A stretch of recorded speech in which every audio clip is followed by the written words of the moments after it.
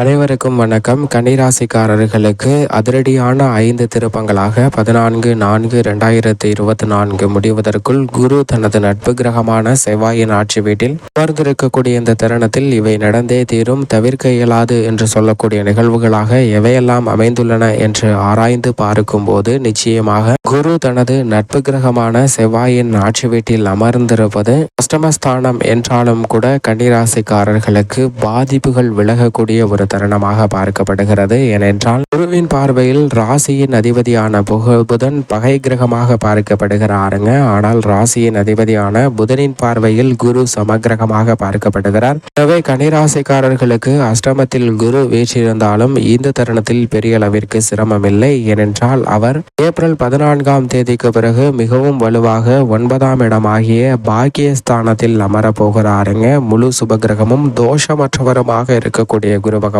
ஒருவருடைய ஜாதக அமைப்பில் 2, 5, 7, 9 மற்றும் 11 ஆகிய இடங்களில் அபரிவிதமான வளர்ச்சியும் முன்னேற்றத்தையும் மல்லி கொடுப்பாருங்க. ஆனால் அதே சமயம் ஜென்மத்திலோ அஷ்டமத்திலோ அமரும் போது சில குழப்பங்கள் இருக்கும். அதே போன்று 10ஆம் இடத்திலும் சில எதிர்பாராத தடைகள் 3ஆம் இடத்திலும் ஏற்படுவதற்கான வாய்ப்பு இருக்கிறது. அதில் ஒரு இடமான அஷ்டமஸ்தானமாகிய 8இல் குரு இருந்தாலும் ராசிக்கு அவ்வளவு சகாயமானவராக இல்லை என்பதால் பெரிய அளவிற்கு சிரமம் இல்லை. ஆனால் அதே சமயம் அவரது சஞ்சார தூரத்தில் 90% மேல் கடந்து விட்டாருங்க. எனவே ஏப்ரல் மாதம் 14ஆம் தேதி முடிவதற்குள் நல்ல பலன்களை ஏற்படுத்தி கொடுக்க போகிறார். ஏனென்றால் 9ஆம் இடமான பாக்கியஸ்தானத்தை நோக்கி பயணித்துக் கொண்டிருக்கிறாருங்க. குரு பகவானிடம் இருந்து அஷ்டமஸ்தானத்தில் வீற்றிருக்கும் போது நன்மைகள் கிடைக்க இயலாத ஒரு அமைப்பு இருக்குமே தவிர நிச்சயமாக குரு பகவான் பாதிப்பை ஏற்படுத்த மாட்டாருங்க. அதிலும் குறிப்பாக தனது அஷ்டம சஞ்சார தொலைவை கடந்து முடிக்க போகிறார். எனவே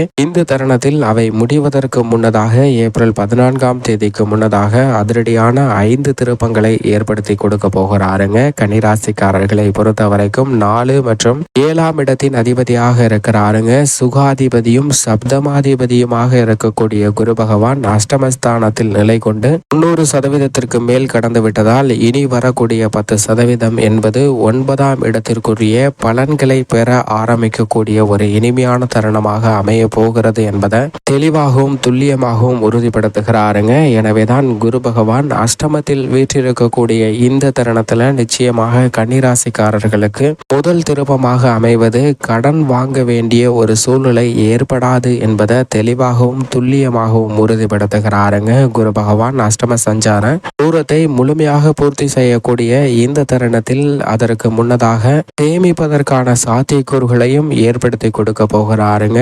வருமானம் அதிகரிப்பதற்கான வாய்ப்பையும் கடன் சார்ந்த தொல்லைகள், தேவையில்லாத அலைச்சல், சிரமம், உடல்நல குறைபாடு போன்றவற்றை விளக்கக்கூடிய ஒரு சிறந்த அமைப்பாக முதல் திருப்பமாக ஏற்படுத்தி கொடுக்க போகிறாருங்க. அது மட்டுமல்லாது இந்த தருணத்தில் குரு பார்க்கின் கோடி நன்மை என்பார்கள். அப்படிப்பட்ட குருவின் சுப பார்வை 2, 4, 12 ஆகிய இடங்களில் கிடைக்கிறதுங்க. அதாவது சுகஸ்தானம், தனஸ்தானம், பெரியஸ்தானத்தில் குருவின் சுப பார்வை கிடைக்கிறது. குரு பார்க்கின் கோடி நன்மை என்பார்கள். குரு பகவானின் சுப பார்வை தனஸ்தானமாகிய 2ஆம் இடத்தில் கிடைப்பதால் குடும்ப உறவுகள் வலுப்படும். 2வது மிக முக்கிய திருப்பமாக பார்க்கப்படுவது ஒரே நேரத்தில் வருமானத்தை உயர்த்தி கொள்வதற்காக பல வேலைகளை மிக சாதுரியமாக செய்து முடிப்பதற்கான வாய்ப்பு நிச்சயமாக கன்னிராசிக்காரர்களுக்கு கிடைக்கிறதுங்க. 2வது முக்கிய திருப்பமாக அமைவது பாசிவ் இன்கம் என்று சொல்லக்கூடிய உபரி வருமானங்கள் உயர்வதற்கான வாய்ப்பும் சூழ்நிலையும் மிகுந்து கிடைக்கிறது என்பதை தனஸ்தானத்தை சப்தம பார்வையால் பார்க்கக்கூடிய குரு உறுதிப்படுத்துகிறாருங்க.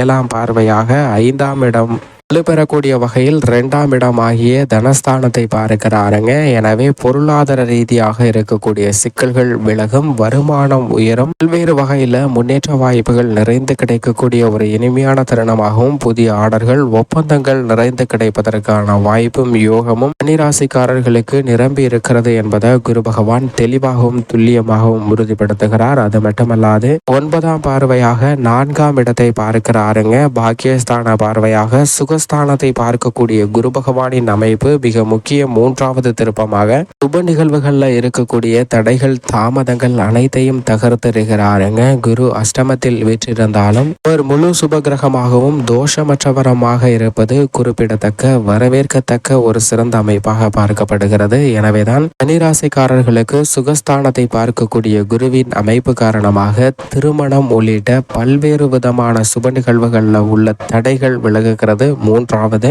அதிரடியான திருப்பமாக பார்க்கப்படுகிறதுங்க. எனவே இல்லத்தில் பல்வேறு விதமான சுப நிகழ்வுகளை மிக சிறப்பாகவும் மகிழ்ச்சியாகவும் செய்து முடிப்பதற்கான வாய்ப்பும் யோகமும் சுகஸ்தானத்தை பார்வையிடக்கூடிய குருவின் அமைப்பு காரணமாக கிடைக்கிறது. கணவன் மனைவிக்கிடையே அன்பு அதிகரிக்கும். நீண்ட நாட்களாக புத்திர பாக்கியம் எதிர்பார்த்து காத்து கொண்டிருக்கக்கூடிய கன்னிராசிக்காரர்களுக்கு நிச்சயமாக இனிமையான செய்தி கிடைப்பதற்கான வாய்ப்பு ஏப்ரல் 14ஆம் தேதிக்கு முன்னதாகவே அமைகிறது என்பதை தெளிவாகவும் துல்லியமாகவும் உறுதிப்படுத்துகிறாருங்க. குரு பகவானின் சுகஸ்தான பார்வையின் காரணமாக ஆரோக்கிய தொல்லைகளும் விலகும். தேவையில்லாத குடும்ப ரீதியான வீண் வாக்குவாதங்கள் தொல்லைகள் தொந்தரவுகள் விலகி நல்ல முன்னேற்றம் நிச்சயமாக கிடைக்க போகிறதுங்க. அது மட்டுமல்லாது குரு பகவான் பூர்வ புண்ணிய ஸ்தானமாகிய விரயஸ்தானத்தை பார்க்கிறாருங்க. பூர்வ புண்ணிய பார்வையால் விரயஸ்தானத்தை பார்க்கிறார். அதாவது 5ஆம் பார்வையாக 12ஆம் இடத்தை பார்க்கிறாருங்க. அப்படி பார்க்கக்கூடிய குருவின் அமைப்பு காரணமாக சுப விரயம் அதிகரிக்கும். நிச்சயமாக கன்னிராசிக்காரர்களுக்கு தங்களுடைய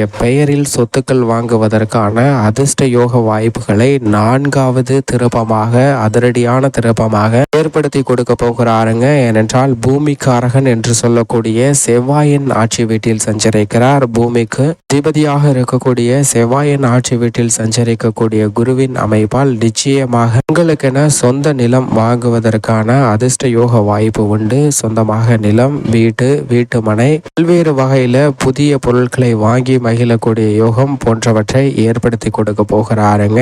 விரய செலவுகள் சுப விரயங்களாகவும் முதலீடுகளாகவும் மாறுவதற்கான அதிர்ஷ்ட யோக வாய்ப்பு கன்னிராசிக்காரர்களுக்கு நிரம்பி கிடைக்கிறது என்பதை தெளிவாகவும் துல்லியமாகவும் உறுதிப்படுத்துகிறார். இது 4வது மிக முக்கிய திருப்பமாக பார்க்கப்படுகிறது. இது மட்டுமல்லாது அஷ்டமஸ்தானத்தில் நிலை கொண்டிருக்கக்கூடிய குரு பகவான் ஏப்ரல் 14ஆம் தேதிக்கு பிறகு 9ல் நுழைகிறாருங்க. எனவே அரசியல்ல அதிரடியான 5வது திருப்பமாக மிக முக்கிய மாற்றத்தை ஏற்படுத்தி கொடுக்க போகிறார். ஏனென்றால் அரசியலில் நிரந்தர நண்பனும் கிடையாது நிரந்தர பகைவனும் கிடையாது என்று சொல்லக்கூடிய வகையில் கவலைகள் இல்லாமல் பல்வேறு வகையான அதிரடியான மாற்றங்களை ஏற்படுத்தி கொடுக்கக்கூடிய ஒரு வலுவான அமைப்பிற்கு மாறி இருக்கிறாருங்க.